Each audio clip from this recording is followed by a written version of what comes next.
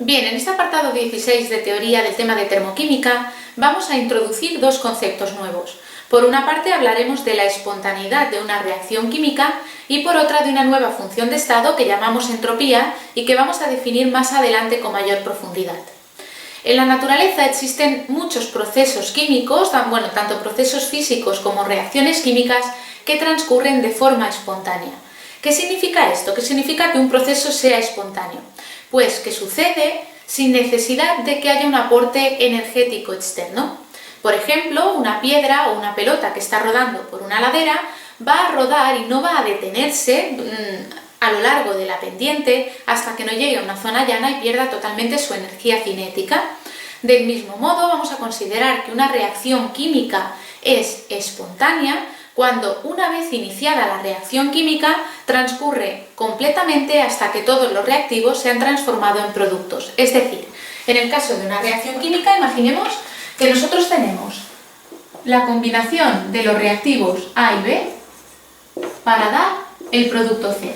Pues bien, si la reacción es espontánea, una vez que A y B se ponen en contacto y la reacción se inicia, se va a seguir dando esta reacción sin que nosotros tengamos que aportar energía externa para convertirse totalmente en C hasta que se hayan consumido totalmente los reactivos si están en la misma proporción, o bien si uno de los dos está en defecto con respecto al otro, si hay un reactivo limitante, pues la reacción va a seguir transcurriendo hasta que se agote el reactivo limitante. Por tanto, hemos puesto aquí que una reacción espontánea transcurre sin aporte energético externo, y es lo que entendemos por proceso espontáneo. Para entender mejor lo que es un proceso espontáneo, vamos a ver un proceso físico en concreto, que es la expansión de un gas. Y lo vamos a ver con un ejemplo muy simple, que es un globo. Aquí tenemos un globo. ¿Qué veis? Este globo de aquí. Bien, ¿qué va a pasar cuando yo quite esta pinza que le he puesto arriba? Pues aquí dentro lo que tenemos es un gas, ¿de acuerdo? Concretamente tenemos, como lo hemos hinchado con los pulmones, lo que tenemos es una mezcla esencialmente de nitrógeno y de dióxido de carbono, que es lo que exhalan nuestros pulmones. Y entonces este gas que está aquí encerrado está en movimiento caótico, las moléculas del gas se están moviendo constantemente, por eso ejercen una presión sobre las paredes del globo. Y cuando nosotros abramos, esas moléculas que están en movimiento caótico van a salir y se van a expandir, van a tomar todo el volumen de la habitación en la que estamos. Es decir, que si yo abro aquí, espontáneamente, sin que yo aporte ninguna energía, sale el gas del globo. Bien, pues este proceso que es espontáneo es también irreversible. Y ahora veremos también con el globo lo que significa que sea irreversible. Un proceso espontáneo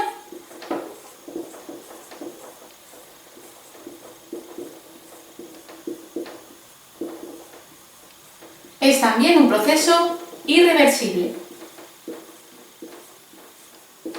Los conceptos de reversibilidad e irreversibilidad de una reacción química los vamos a ver en mayor profundidad en el tema de equilibrio químico, pero aquí cabe relacionarlos, que un proceso espontáneo es irreversible. ¿Qué significa? Pues significa que este globo, por ejemplo, es impensable que ahora de repente se hinche sin que haya un aporte energético externo, no se va a hinchar por sí solo. Para que volviese a hincharse, yo tendría que hincharlo con mis pulmones y por tanto aportar una energía externa, con lo cual el proceso ya no sería espontáneo, porque el proceso espontáneo es aquel que no requiere energía externa.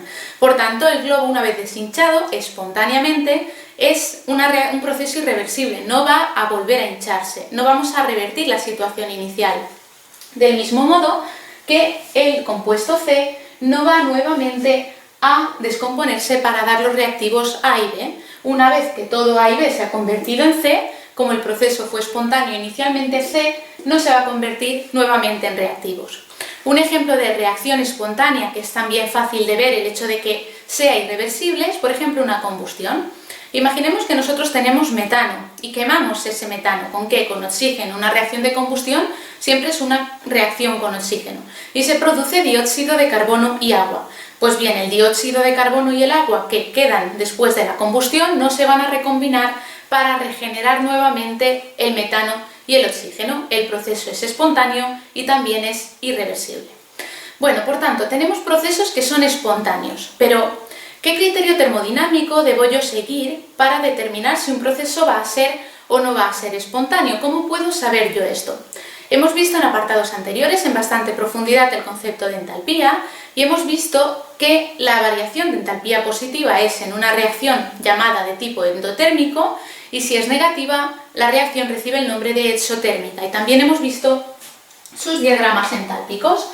Por ejemplo, en una reacción, si nosotros representamos en un diagrama entálpico la energía, o la entalpía sería, realmente aquí podemos poner entalpía H, y queremos representar una reacción de tipo endotérmico, una reacción endotérmica, lo que tenemos es que los reactivos están a un nivel energético y los productos absorben energía, es decir, la reacción absorbe energía para pasar de reactivos a productos y por tanto los productos están en un nivel energético superior con respecto a los reactivos. Aquí hay una variación energética positiva y decimos que la variación de entalpía de esta reacción es mayor que cero. Se absorbe calor para que la reacción se produzca. Por otra parte, podemos tener reacciones que son todo lo contrario, reacciones de tipo exotérmico. En una reacción exotérmica lo que tenemos es que los reactivos tienen un determinado nivel de entalpía y los productos tienen un valor de entalpía inferior. Hay una pérdida de energía, se desprende energía desde los reactivos al entorno cuando se produce la reacción química y por tanto aquí lo que tenemos en esta variación es que delta de H es menor que cero, negativa, se desprende calor y los productos son menos energéticos que los reactivos. Bien, esto ya lo hemos visto previamente y entonces podríamos pensar que esto es suficiente para establecer si una reacción química será o no espontánea. ¿Por qué podríamos pensar que nos basta con esto? Pues porque sabemos que los sistemas tienden a la mínima energía.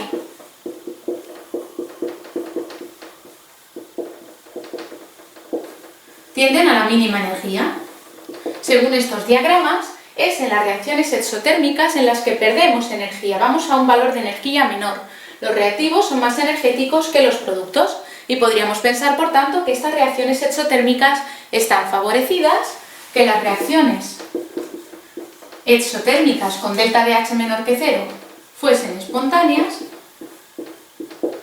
y que las reacciones endotérmicas con delta de H mayor que cero fuesen no espontáneas. Podríamos pensar esto y de hecho así se creyó prácticamente hasta finales del siglo XIX, pero esto no es real. Esto no es cierto. Es cierto que la mayoría de reacciones espontáneas son también exotérmicas. Son espontáneas, además desprenden calor.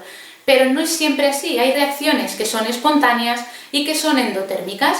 Por ejemplo, la fusión del hielo, la evaporación del agua, que son procesos físicos de cambio de estado, la oxidación del hierro, por ejemplo, también puede ser el enranciamiento de algunas grasas. Entonces, existen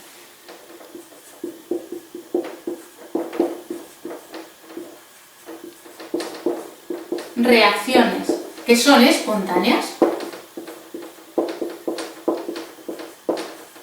con variación de entalpía positiva. Por tanto, llegamos a la conclusión de que la entalpía no es un criterio suficiente para determinar la espontaneidad de una reacción. Sí que es necesario, pero no va a ser suficiente. Es aquí donde debemos incluir un nuevo factor, que es el factor o la variable de estado llamada entropía. El otro factor que debemos tener en cuenta es la entropía.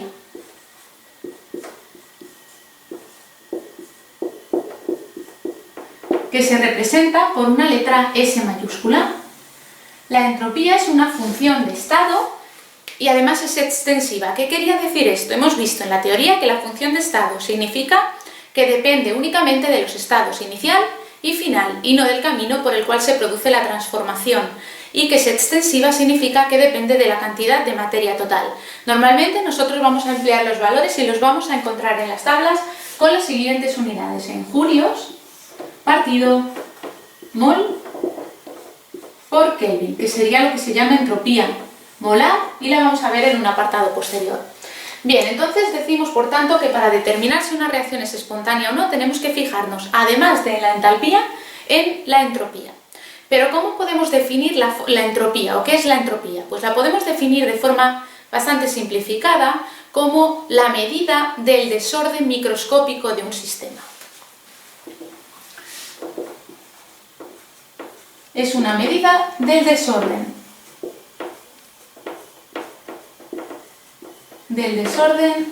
Microscópico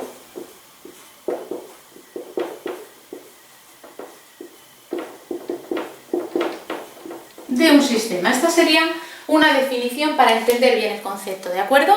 ¿Qué significa esto? Pues que cuanto más desordenado microscópicamente es un sistema, mayor es el valor de su entropía. Por ejemplo, en el caso de un gas, si nosotros tenemos vapor de agua, tenemos moléculas de agua que están muy desordenadas, están en continuo movimiento, y entonces el desorden microscópico, si nosotros nos pudiésemos hacer pequeñitos y ver esas moléculas moviéndose, veríamos que se mueven caóticamente, es algo muy desordenado, y por este motivo tendrá una entropía muy grande.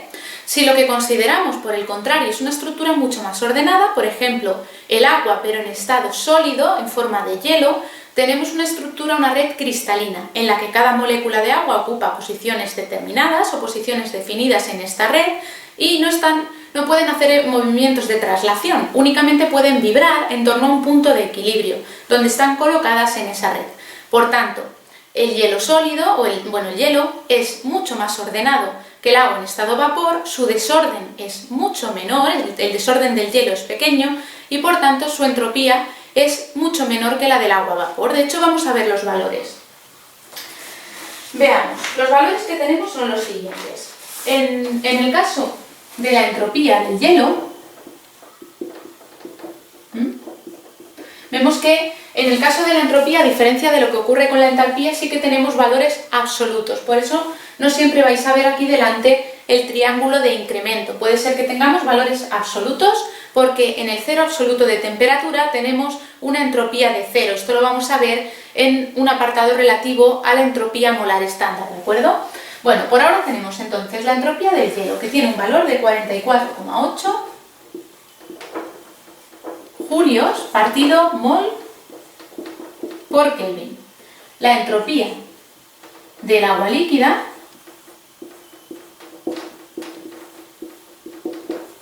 el agua líquida no es tan desordenada como el vapor, pero sí que es más desordenada que el hielo sólido porque las moléculas de agua ya pueden romper puentes de hidrógeno, formar unos nuevos, tienen cierta libertad de movimiento y entonces es más desordenada que el hielo. Como es más desordenada que el hielo, tiene un valor de entropía superior al del hielo, en este caso de 69,9 julios partido mol por Kelvin.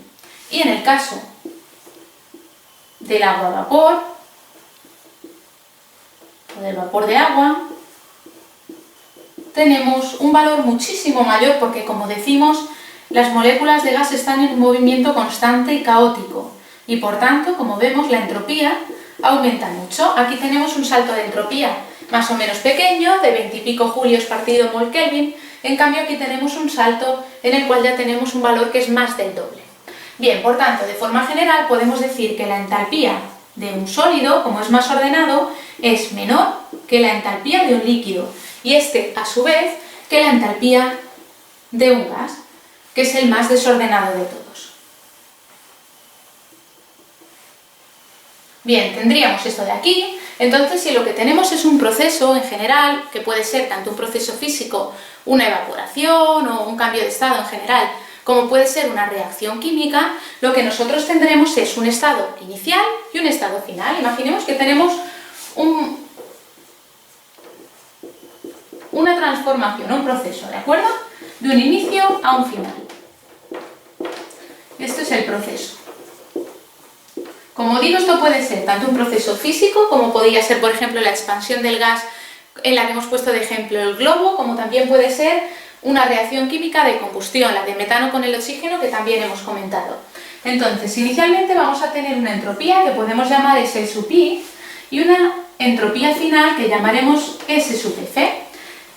El proceso va a sufrir una variación de entropía porque es de esperar que la entropía inicial y final no sean iguales y entonces si la variación de entropía será siempre estado final, entropía final, menos inicial, entropía inicial. De forma que ocurre que si la entropía final es mayor que la inicial, el desorden del estado final es mayor que el desorden del estado inicial, este valor de aquí será mayor que este y por tanto su resta será positiva. Por tanto, si este desorden es mayor, si el desorden ha aumentado, la variación de entropía es mayor que 0, positiva. Si tenemos que delta de S es mayor que 0, entonces es que hay un aumento del desorden y por tanto es positiva. Aumento del desorden. Si por el contrario la entropía final es menor que la entropía inicial, ha habido una disminución del desorden, SF menos SI, como este término negativo será mayor que el otro, va a hacer que globalmente SF menos SI sea negativa y por tanto que delta de S sea menor que 0. De forma que tenemos una disminución del desorden cuando la variación de entropía es negativa.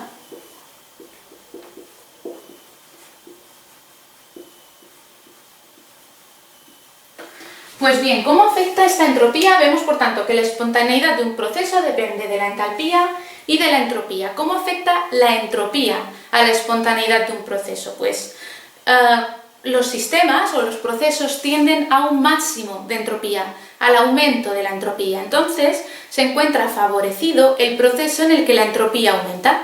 Es por esto que existen reacciones que, a pesar de ser endotérmicas, que delta de H es mayor que 0, son espontáneas. Porque, por ejemplo, imaginemos la evaporación del agua. La evaporación del agua es espontánea. Si nosotros dejamos un vaso de agua a una determinada altura, temperatura ambiente, pasados unos días vamos a conseguir, o por ejemplo, secar la ropa en el tendedero, al final, pasados unos días, ese agua se habrá evaporado y nosotros no la hemos hervido, simplemente a temperatura ambiente se ha acabado evaporando espontáneamente. Y sin embargo, el proceso requiere un aporte energético. Nosotros necesitamos aportar calor para que el proceso ocurra. ¿Por qué ocurre? Pues porque hay un aumento de entropía muy importante. Pasamos de agua líquida con una entropía de 69,9 julios partido mol Kelvin a una entropía de 188,8 julios partido mol Kelvin. Por tanto, el factor entrópico, como está favorecido en la evaporación del agua, es capaz de ganar al otro factor, que es el hecho de que la reacción sea endotérmica. Se trata de dos factores que a veces pueden ir en el mismo sentido o a veces pueden estar contrapuestos y va a depender de cuál de los dos cobre más fuerza. Se van a relacionar la variación de entalpía y la variación de entropía en otra función de estado que vamos a ver más adelante, que es la energía libre de Gibbs, y esta es la que realmente nos va a decir si una reacción es espontánea o es no espontánea. En los próximos apartados vamos a profundizar en la entropía, en el concepto de entropía, veremos el segundo y el tercer principios de la termodinámica y también vamos a hablar de entropías molares, de entropías de reacción y, como acabamos de comentar, de la energía libre de Gibbs, que es una función de estado verdaderamente muy importante. Bueno, si este vídeo os ha gustado y os ha resultado de utilidad, os podéis suscribir a nuestro canal de YouTube para estar informados de la subida de cualquier nuevo vídeo y también podéis seguirnos en Facebook y en Twitter. Por supuesto, os estaremos esperando en la página web kimitube.com, donde vais a encontrar más contenidos y también los enunciados de los ejercicios en PDF. Gracias por ver este vídeo.